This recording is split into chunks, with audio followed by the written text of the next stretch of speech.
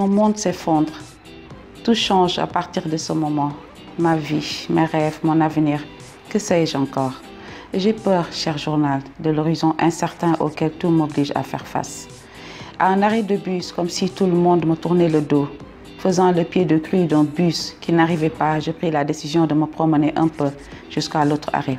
Ainsi, d'un arrêt à l'autre, je suis rentrée à la maison sans m'en rendre compte, épuisée et affamée pour avoir marché de l'hôpital Fann à Grand Yoff avec une tête lourde de mes pensées.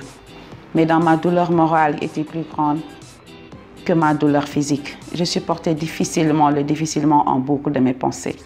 Sur le chemin, je voyais ma vie s'écrouler sous mes yeux, comme on dit sur son lit de mort. On voit toute sa vie défiler. Oui, j'étais sur mon chemin de mort. Je ne sentais plus cette vie qui m'a valu déception et regret au milieu de nulle part.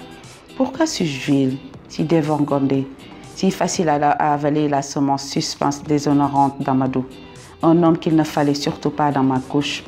Pourquoi ce plaisir dans mon corps de nerfs débordés se transforme-t-il en une douleur indicible, traduisant l'opprobre que je porte à une famille déjà déchirée par des considérations religieuses? Aussi longtemps que je me souvienne, je me voyais enfant, toute joyeuse, avec des rêves de grande personne. À 10 ans déjà, j'avais une idée de la personnalité que j'aurais après mes études.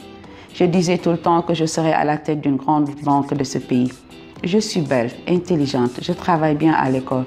Toujours la première de ma classe, ce qui me valait le respect de mes amis parce que je suis loin d'être de leur classe sociale. Et je me mis à penser à maman pour tous ses efforts fournis, tous les sacrifices consentis pour nous. Que disais-je à papa? Que dirais-je à papa quand il devra l'apprendre? Il va sans doute se fâcher avec moi. Mais je l'imagine plus compréhensif que maman. Et Fama, comment va-t-elle réagir en apprenant cela? Elle va me prendre pour une salope.